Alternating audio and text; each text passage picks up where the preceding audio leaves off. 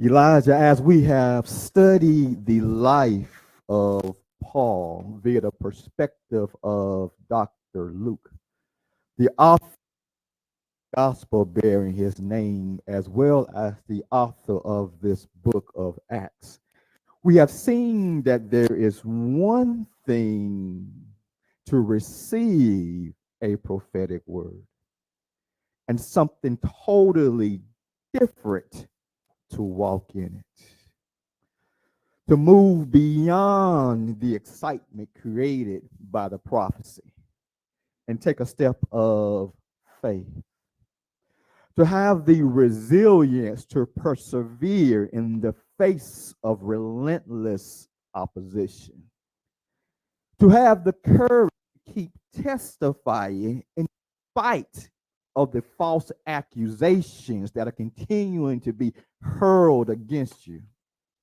to put fear in its proper spots, fear of the past, fear of what might happen to us, to put it in its proper spot so that we can do that which the Lord has called us to do, to tell our personal insecurities and our self doubt to get out of the way, for the Lord has something for us to do.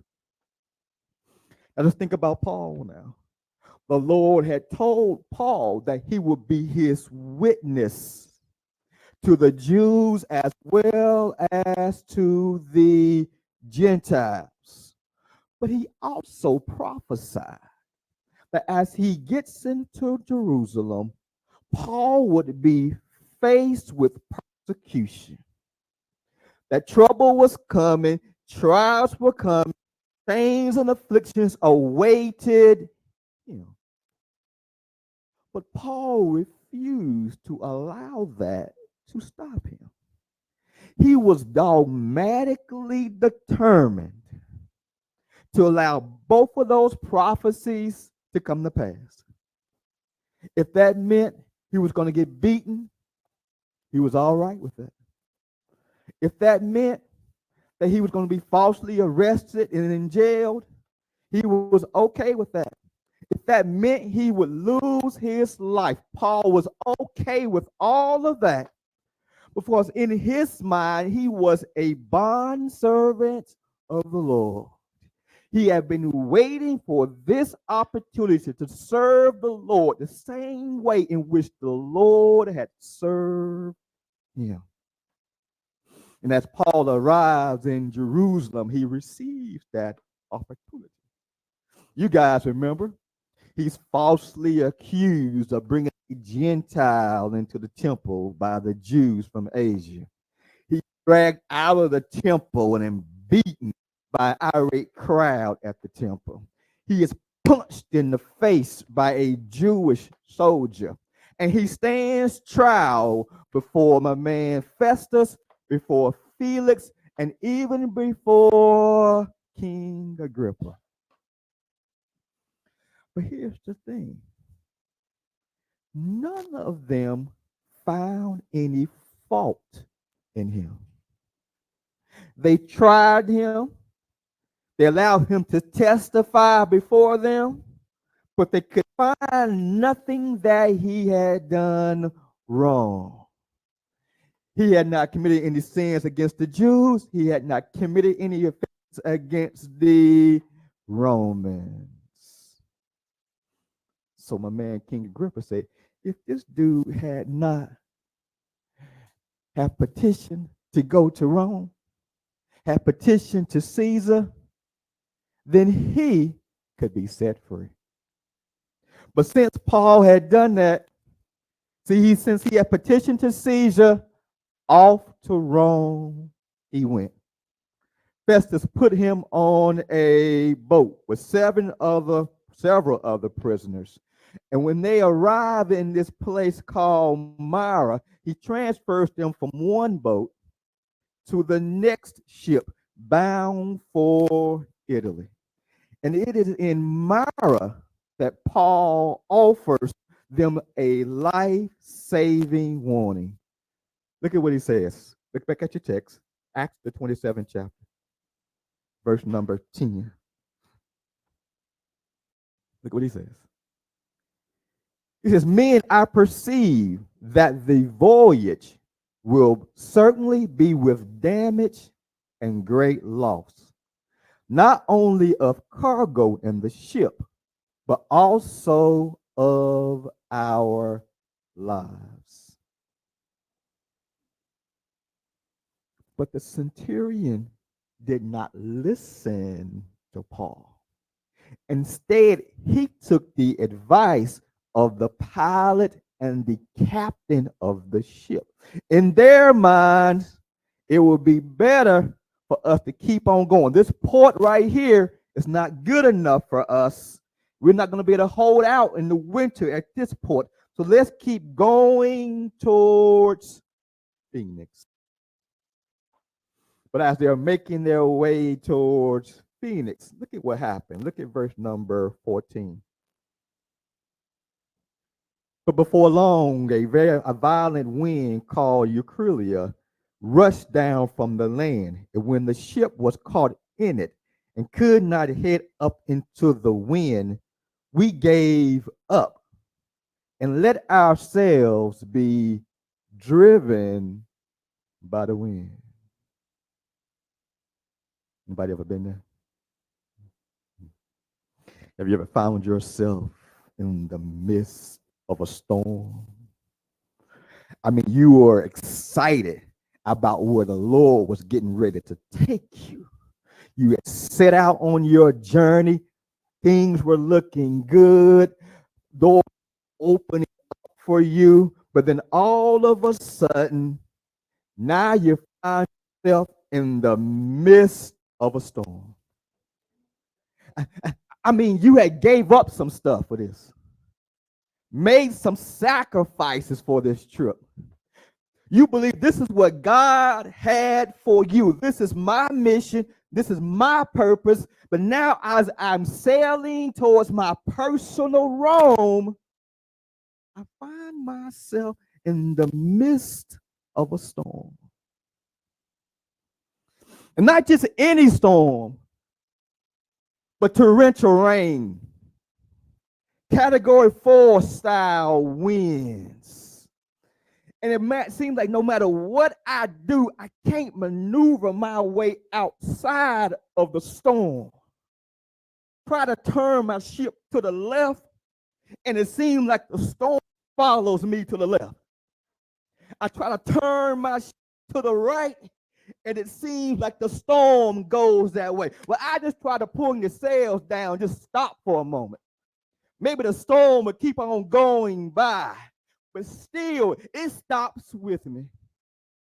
No matter where I go, no matter what we do, we find ourselves in the midst of the storm. It's raining, it's hailing, the winds are beating us up, and we're just sitting here feeling hopeless. And if you're like the great Apostle Paul, sometimes we find ourselves in the midst of our storm at no fault of our own. We said that this was a bad decision. We said that we should not buy that house. Let's not buy that car. Let's put this money right here in this savings account. Let's handle this project at work differently. They refuse to listen to us. And they made alternative decisions that has now got us caught up in the storm. We said, let's go a different route. But because they did not listen, now all of us find ourselves in the storm. And our trip to Rome is being jeopardized. Our life is being jeopardized. Our money is looking funny. Our health is going crazy. Mentally and emotionally and spiritually, we're struggling because somebody else made a decision that got us all caught up in storm. So on their second day out to sea, the storms are still raging, the wind is still blowing, the rain is still falling torrentially. Look at what they have to do. Look at verse number 18. The next day, as we were being violently tossed by the storm, they began to jettison the cargo. And on the third day, they threw the ship's tackle overboard with their own hands. Dre, sometimes in order for us to survive the storm, we got to throw some things overboard. Yeah. Some of that stuff is a little too heavy for us to carry in the storm. When the sun is shining, it's nice outside, life is going well, we might be able to carry that extra weight. But now we find ourselves in the midst of a storm, and this stuff is weighing on us. And it's not that it's bad stuff. There's something necessarily wrong with it.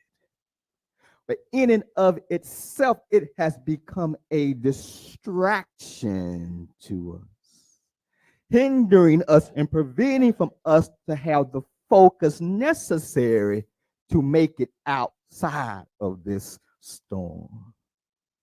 For some of us, there's certain places that we need to throw overboard. Certain foods we need to toss overboard. Certain subscriptions we need to toss overboard. Certain radio shows, certain TV shows that we need to toss overboard. But for others, it is our stubborn, independent pride. It's that independence, that sense of pride, that sense of self-reliance that has helped us climb the corporate ladder, has helped us achieve in life, overcome the doubt, overcome the naysayers. There's times in which we find ourselves in the midst of a storm, and that self-reliance is counterintuitive. That self-reliance begins to push back against us, because there's times in the midst of the storm in which we just need some help. We have to realize that we can't do this thing on our own. And trying to be independent and prideful and self-reliant is hindering us from getting the help that we need. For being able to walk over to somebody and say, can you give me a little hand with this? Can you help me out right here? We're able to hear what other people have to say and to be able to take the advice of others. So there's times in which we have to take that stubborn, prideful independence and toss it overboard. And Barbara, there's some folks, some people that we're going to have to toss overboard. There's another level that we're trying to get to, and they're not ready. And we're spending a whole lot of physical, mental, emotional, spiritual energy trying to take them somewhere that they are not ready to go. We're getting frustrated with them, and it's hindering only our growth, but the growth of the business, because we are trying to take them somewhere they're not ready to go to.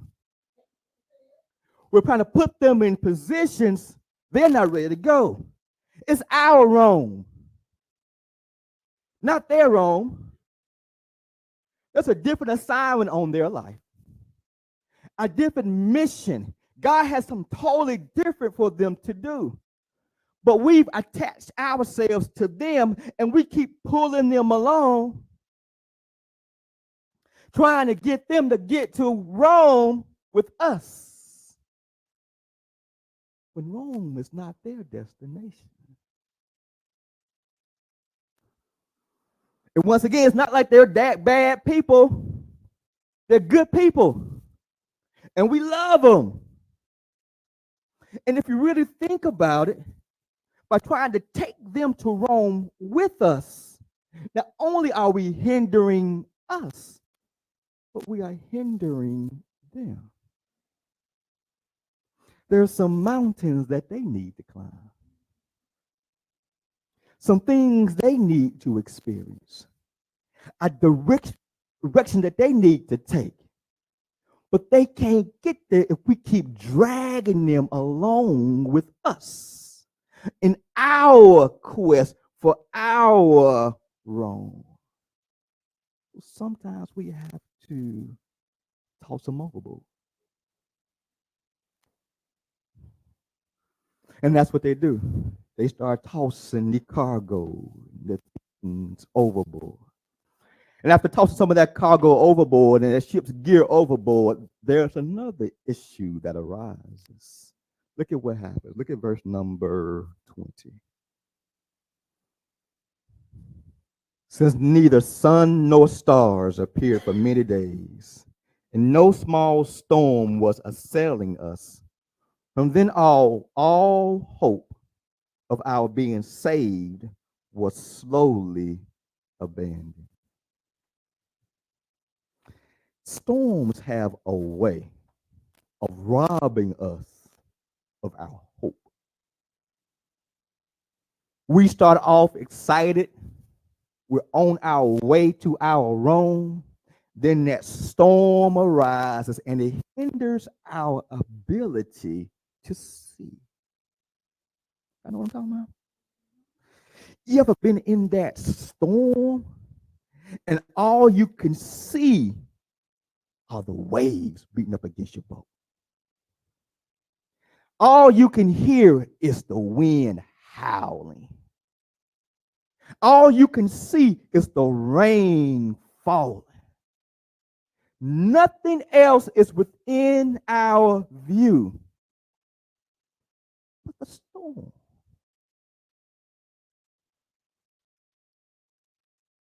But think about it. Who called us to go to Rome? And if he called us to go to Rome, does he not know that we were going to find ourselves in a storm on our way to Rome? But because our view is hindered by what we see, we have trouble seeing him in the midst of the storm and hearing what he has for us. He would never leave us nor forsake us. He said that he is a very present help in our time of need. He says, come unto me, all ye who labor and are heavy laden, and I shall give you rest. He says, seek ye first the kingdom of God and his righteousness, and all these things shall be added unto you. But we struggle to see that and to understand that in the midst of our storm. But think about what the Lord told Paul. You guys remember verse 20, chapter 23, verse 11? He said, be courageous, but as you have testified to the truth about me in Jerusalem, so you must testify in Rome also. Think about what Paul is. He's in the middle of the Mediterranean Sea. He can't see Caesarea where he came from, and he can't see Rome where he's trying to go. All he sees is water. All he sees is waves. All he sees is rain. All he sees is just storm. But in the back of his mind, he remembers the Lord said, be strong and courageous. For I am going to testify, not only in Jerusalem, but I'm going to testify I'm going to make it to Rome. I can't testify to Rome out here in this Mediterranean Sea. And my God says, I'm going to make it there. I'm going to make it there. Yes, this storm is bad, but I'm going to make it to my Rome. Look at what the Lord does, though. Look back at chapter 27, verse 21. I love this right here. Look at what he says. When many had lost their appetites, Paul then stood among them and said, men, you should have followed my advice and not have set sail for Crete. Everybody say, I told you so. And therefore spared yourself this damage and loss. And yet now I urge you to keep up your courage, for there will be no loss of life among you, but only of the ship. Listen to what he says now. For this very night, an angel of God, to whom I belong, whom I also serve, came to me saying, do not be afraid, Paul. You must stand before Caesar, and behold, God has graciously granted you all those who are sailing with you.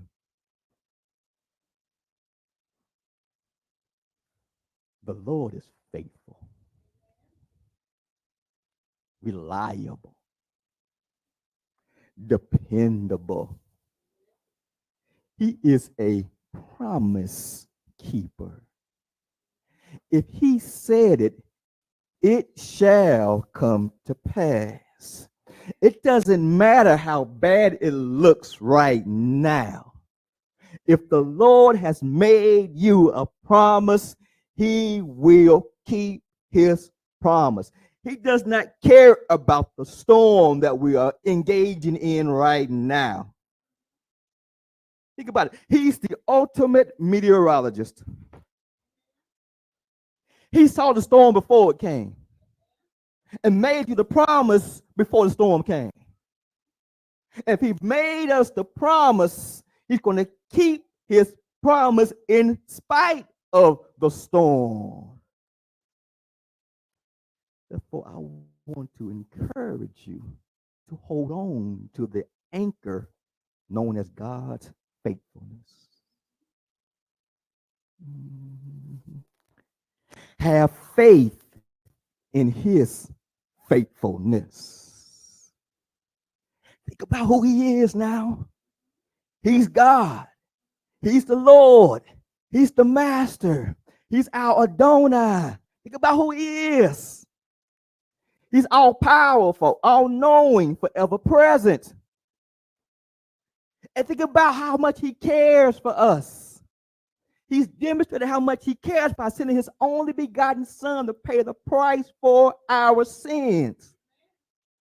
And if he would go through all of that to save us, if he has made us a promise, he shall keep his promise.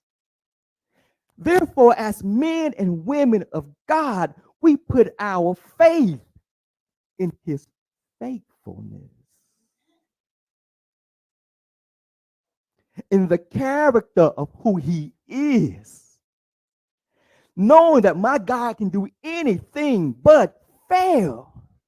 So it may look bleak right now, but I put my faith, I put my confidence, I put my trust in who he is. He's my promissory note. I can rely on him. Other people I may not be able to rely on. And there are times in which I can't even rely on myself.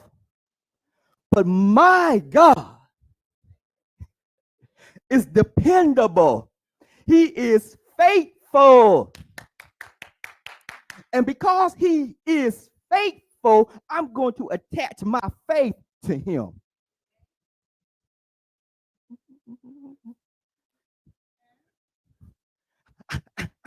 I'm going to put my anchor down in his faithfulness.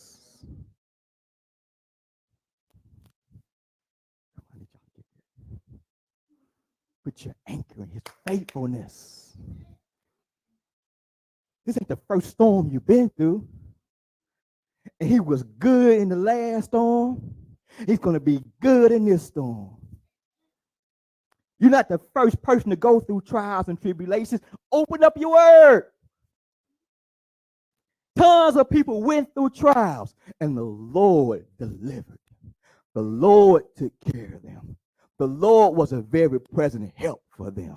Did it turn out the way they wanted to all the time? No. But God is faithful. That which he has whispered to us in our private time shall come to pass. What did Peter say? He's not a man that he shall lie. He is faithful. I don't know what I should do right now in the midst of my storm. Be faithful unto the one who is faithful. I'm trying to figure out how I'm going to make this thing work. No. Be faithful unto the one who is faithful. I'm ready to quiver, give up, throw in the towel, quit. I'm done with all this stuff. No. Be faithful unto the one who is faithful. That's what Paul does. He drops his spiritual anchor and holds on to the faithfulness of the Lord. But here's the thing I like, Dre. Not only did he have enough faith for himself, he also had enough faith for the other people on the ship. Let me show you what I'm talking about. Look back at the text. Look at verse 25. Look at verse 25. Look what he says. Therefore, keep up your courage, men, for I believe God that it will turn out exactly as I have been told. He's encouraging them in the midst of the storm. He says, be of courage, for I believe God, the God whom I serve, I believe that he's going to do it. And it doesn't stop there. Jump down to verse number 33.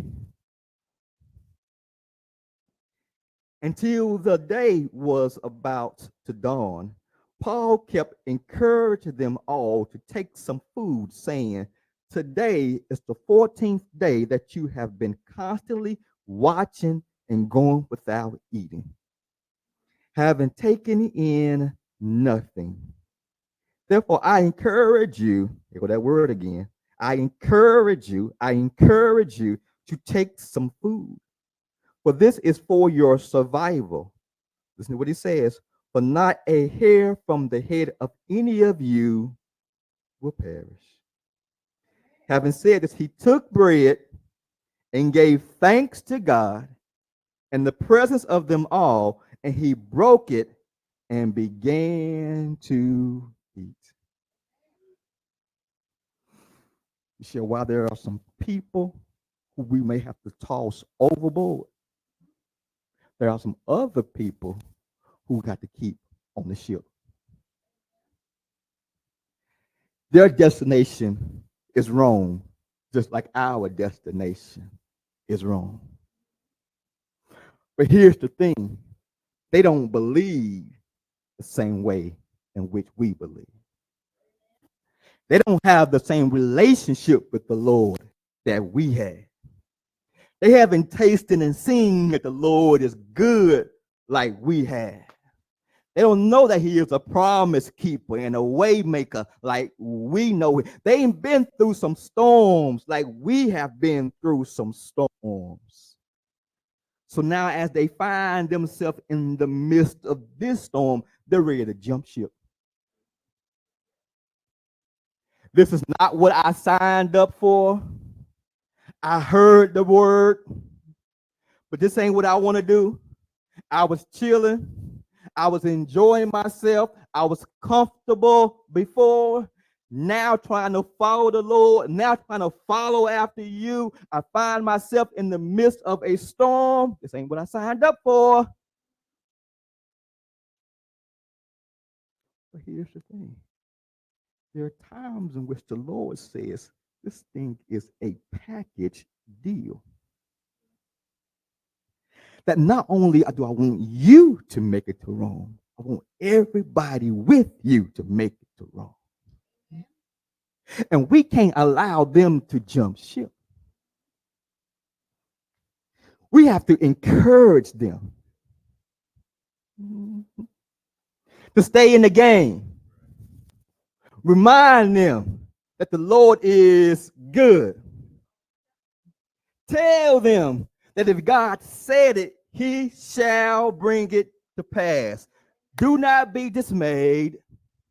Do not be discouraged. For the same God who made a promise unto me is the same God who has made a promise unto you.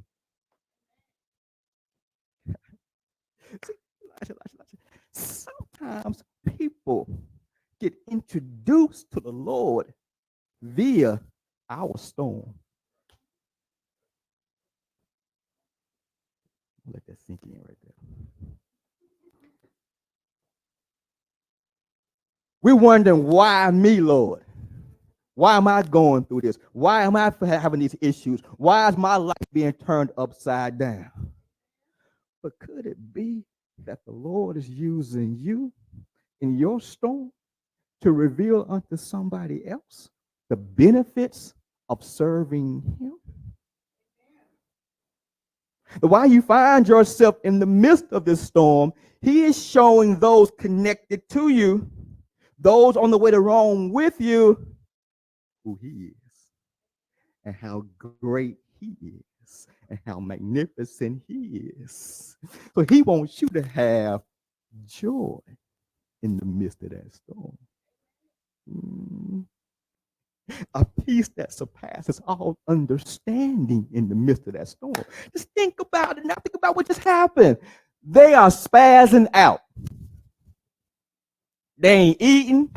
They're stressed out. They feel hopeless, like life is going to come to an end. They're done. Mentally and emotionally, they've checked out. And Paul is just sitting back with his legs crossed, saying, what's for supper?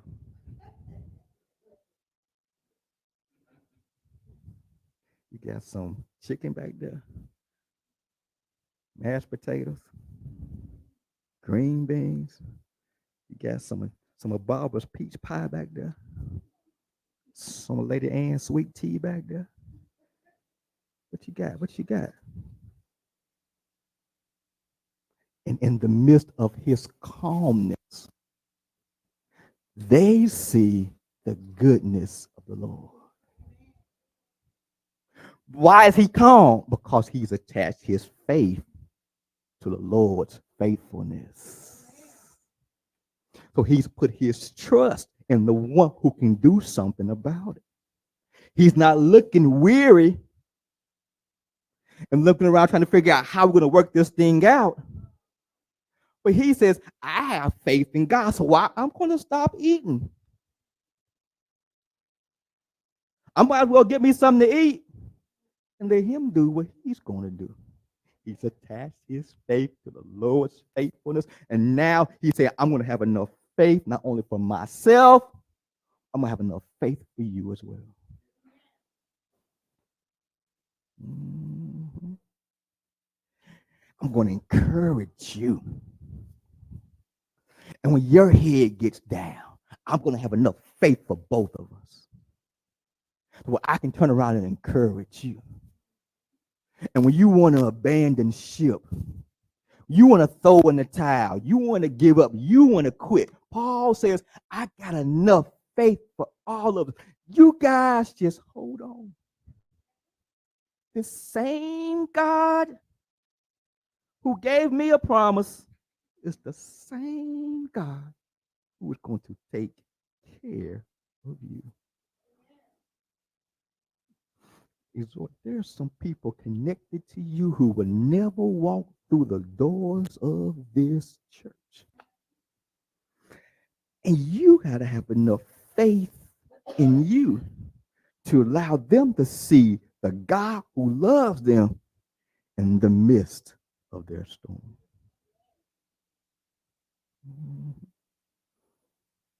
You have to be able to show them through your actions. Think about it. All up until now, Paul has been giving his testimony. He's been traveling around talking about the resurrection of the Lord and Savior Jesus the Christ. And that's how he has been introducing people to this Jesus that arrested him in Damascus. But now it's not about talk. It's about the way in which he is living his life. He's being a living example. There's an old deacon used to go to New St. John Missionary Baptist Church. When I preached my second sermon, he was there. It was at a marriage conference. They called me, ain't been married but a couple of years at best. And I'm like, well, why in the way y'all call me? But okay, here I go. We preached the message. Before I got up, he said, Wallace, give me a walking sermon anytime or a talking sermon. And I thought about that. I said, I got what you're saying, dog. What he was trying to get me to see is, like, I said, don't talk me to death. Anybody can stand up here and talk a good game. But can you live it? Anybody can come and talk about the goodness of the Lord and the faithfulness of the Lord. I'm going to attach my faith to his faithfulness. But can you live it? Anybody can be excited about the prophetic word that's been spoken over their life. But can you walk in it? Paul says, I'm going to walk in it. Paul says, I'm going to have the faith. It's cloudy outside. We ain't seen the sun in about 5 to 7 days. That's all right. My God is still good. And I'm going to let everybody around me see that my God is still good. Come what may, he's good. Rain, he's good. Hurricane-style winds, he's good. Gale force waves beating up against our boat, he is still good. We can have faith in his faithfulness. And our faith in his faithfulness is the greatest testimony that we can have. Because like we just said, anybody can talk a good game. But when you find yourself in the midst of a storm, what do? When you find yourself struggling, does the world see a man or woman who has faith in the faithfulness of God?